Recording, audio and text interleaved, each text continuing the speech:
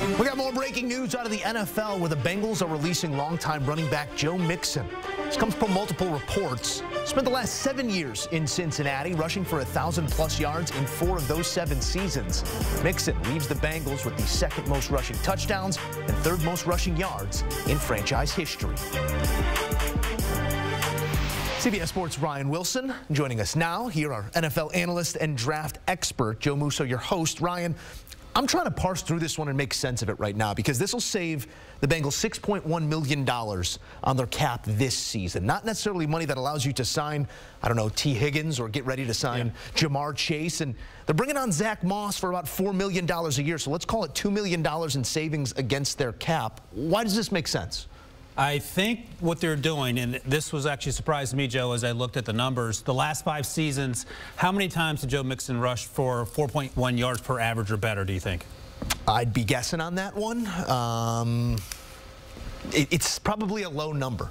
0. 0 times, okay, the lowest number. Right, so that was surprised me because we've seen him be the workhorse in that backfield, and obviously this offense revolves around Joe Burrow when he's healthy, Jamar Chase, and then T. Higgins, and the list goes down from there. Zack Moss has actually done pretty well when running the ball in shared duty, most recently with the Colts. The thing that Joe Mixon gives you is 112 receptions the last 2 seasons out of the backfield. Now, that's incredibly important. We saw Zack Moss do pretty well last year with 27 receptions for the Colts. But I think the thinking is that you're going to go to running back by committee, and you hope that Joe Burrow's healthy, and you can use some of that money to perhaps bolster the offensive line, because to your point, you're not signing T. Higgins, and being realistic about it, you may not be able to sign T. Higgins anyway if Jamar Chase is in your future. You can't devote more than 30% of your salary cap to 3 players, 2 of which play the same position as Jamar Chase and T. Higgins. I understand what you're saying here in terms of Joe Mixon, but a 1,000-yard rusher almost perpetually 4 of the 7 seasons, as we said.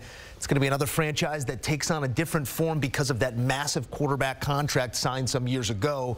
We could refer to the Buffalo Bills living that sort of reality right now as well. Let's talk about T. Higgins here because he requested a trade after he's been tagged, and it doesn't look like a deal mathematically can be done here because Jamar Chase is due for one as well. Let's just say top end of the wide receiver market right now is $30 million, that defined by Tyreek Hill. If Justin Jefferson moves that to 32, 33, 34, Jamar Chase is landing in that 30 range.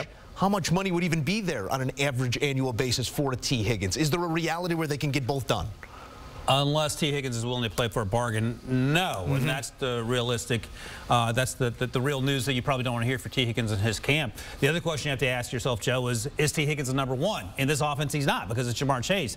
The subsequent question is, do you want 2 #1s on your roster making #1 salary? And again, the answer is no, especially given that the offensive line, not through lack of trying, has been a huge question mark in keeping Joe Burrow upright. Now, the injuries he suffered have been freak injuries. The ACL a few years ago against Washington, and then the elbow wrist injury, the arm injury that he had this year that sidelined him.